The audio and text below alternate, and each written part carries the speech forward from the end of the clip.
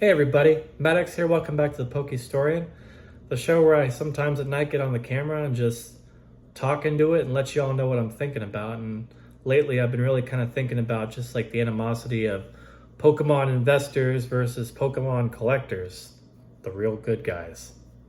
Um, Spoiler alert though, like I don't really think just being like a collector necessarily like makes you a good guy, and like being an investor makes you a bad guy, or vice versa. Um, to summarize my thesis of this video, like I think it's actually really cool to have a hobby where you can like collect things that have value. I think it's great that Pokemon cards have value and gain value generally over time, and like the sealed product too. Like you have to realize like there's not that many hobbies out there where like you can like really enjoy the hobby and then also like realize some like financial gains from it too. Like how cool that really is. Like take for example like golf. And I don't mean to like hate on golf. I'm actually playing golf this Friday with a friend. It's gonna be fun. We're gonna hit the balls and put them in the holes and all that good stuff. It'll be cool. But like if you think about all the stuff you have to invest in to like play golf, you gotta get the clubs, you gotta get the balls, the tees, you gotta have like a country club membership. You know, like you spend all that money, and unless you're like good enough where you're playing in tournaments and stuff like that, you know, you're not going to really see like a financial return on that. You're going to have like a fun return, which of course it's very important to have fun in this life. You never know what's going to happen. You get hit by a car tomorrow and you're dead. I know, but like it's cool to also have a hobby where you can like also get some financial gains in it, like Pokemon cards. And I don't understand why people are so like adverse to that. And you know, you see people online like they complain about like how expensive like a lot of these cards are and stuff, and like how they're never going to be able to get them, and how it was a lot better when everything was affordable. But like especially like let's use like some of the more vintage stuff as an example. Like yeah, it was cooler when that stuff was affordable, and you know, if you were there around that time, you were able to pick it up for better prices. But the people that right now are complaining about it, it's like, well, you know, it was more affordable 10 years ago. It's like, well, where were you? You know, like you didn't want it back then because back then nobody wanted it. The only people that were collecting it back when it was cheap were the true collectors. So like, but now that you look in hindsight and you see how expensive like that Shining Tyranitar is, and God, I should have bought it 10 years ago. Like the price today is ridiculous. Like it shouldn't be worth that much. I'm like, well, yeah, it should, because it's actually a very popular card, and there's a lot of people in this hobby that really want to have it. So like supply and demand is going to say, yeah, it's going to go up with time.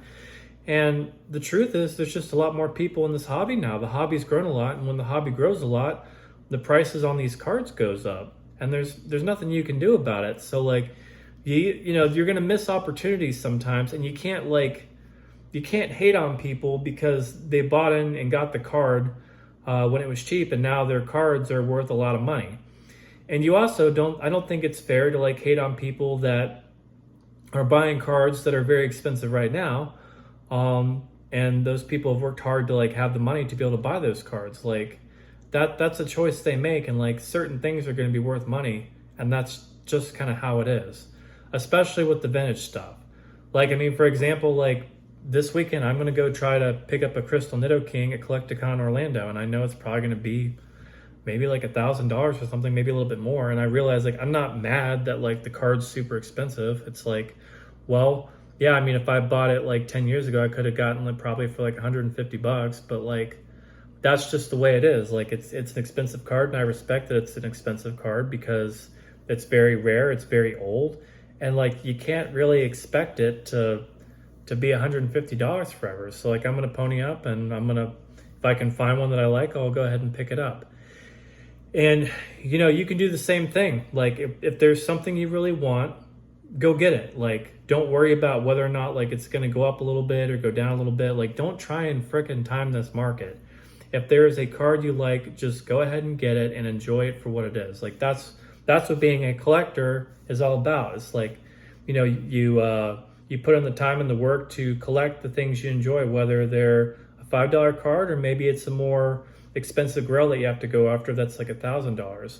But like, don't be upset that like the card is expensive. Like, it's just how it's going to be sometimes. And instead of like focusing on the cards that are really expensive and that might be out of your price range for the time being, and if you work hard, they won't be out of your price range forever, I can tell you that.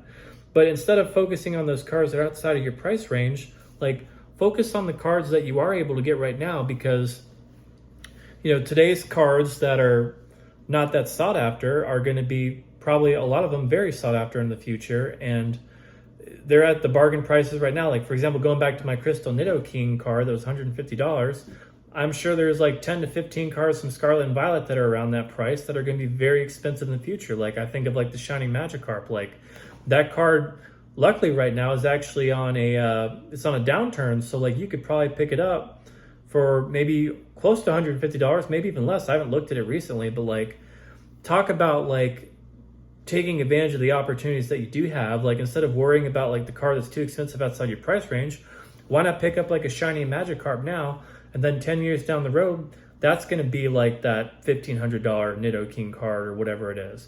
Now, I'm not saying that's what's going to happen here, by the way. I'm just giving an example. So like, I don't really know what shiny Magikarp is going to be at, but I think it's going to be worth more than $150? Absolutely. So don't miss out on the opportunities that you do have in front of you right now, especially in this market. Scarlet and Violet cards are on a very good downturn. Some cards are at an all-time low. So focus on those opportunities. Like, there's always going to be someone that's got more than you got. And like, there's plenty of people, God knows, out there that have a lot more than me. And you can't focus on that. Just focus on collecting what you can get, and just make the most of those opportunities that you have right now. Like, I like to use like this cruise ship analogy, right? Like, if you've ever been on a cruise, you got all these different cruise ships that like come in and go. Like, there's one here today and that's gone tomorrow, the next one pulls in and that one leaves. Like, don't worry about like the cruise ships that have already left. Like, just focus on the cruise ship that's coming into port. Like, that's the ship you need to be concerned about. And realize, if you are concerned about the cruise ship that is left, then you're probably going to have to put together a motorboat that can go pretty fast, and you're going to have to go chase it, and you're going to have to pony up to go get it, just like me and the Crystal Nidoking. And that's just kind of the way of the market. Now, with that said, there is the other angle I want to speak about with this whole collectors versus investors thing. And like, because more investors have moved into the hobby and more people are like truly just in it for the money, like we are seeing a lot of single cards and sealed product rise quicker than they ever have before. And I get it, that's frustrating. It frustrates me too sometimes. I just, especially from someone who was, buying boxes for like $110. I got like 4 Paradox Rift boxes last year for like $90. And the fact that those opportunities over kind of stinks, but like, try not to get too caught up on like the current prices with where things are at and get too upset, because a lot of these people are going to leave the hobby when we see a little bit of more of a downturn. I don't think we'll see it until like after Destined Rivals. Maybe not now until like after Black Bolt and White Flare, because that's going to have like 150 something illustration rares in it, which is going to be absolutely nuts. But like, mark my word, like the market downturn will come, and a lot of these people are going to leave, and then you're going to have an opportunity where you can buy things for a much more affordable price. The main thing for you to do during that time is to make sure you're not one of those people that once all the hype and craze and FOMO is gone, that you leave the hobby because it turns out you were actually only in it because everybody else was in it and you were just surrounded by all the hype. Like, the key is to stay in this when nobody else is doing it. And that's when you'll get some good opportunities, and that's when you'll really catch that good cruise ship that's coming into port and is coming in, and you can get a room on that ship for a very affordable price. So just kind of keep that in mind. And in the meantime, for a set like Destined Rivals or something, if you really want a booster box for $250, yeah, is that the best price in the world? No, it's not. But if you really want the damn thing, go get yourself the booster box. Don't worry if it drops to $200 or if it goes up to $300. Get it because you like it. And that's what I've always done in this hobby, and that's what I'm going to leave this video on, is like, just go after the things you want. Don't go after the things that are expensive. Don't go after the things that are cheap. Go after what you want, like in Pokemon cards and in life. Don't waste your time with anything else. And, you know, if you want a card that's $1,000, save up your money and go get it. If you want a card that's $5, you know, put out the lemonade stand out in your front lawn and go get that card too. Like, you can be a collector and an investor at the same time. Doesn't mean you have to be some greedy guy who's like just taking advantage of everybody. But like, again, there's nothing wrong with your cards holding value.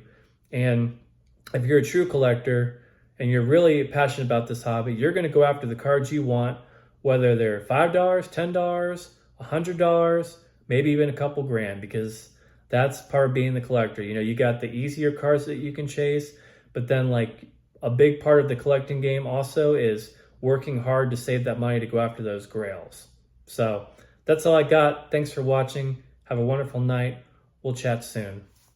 Toodles.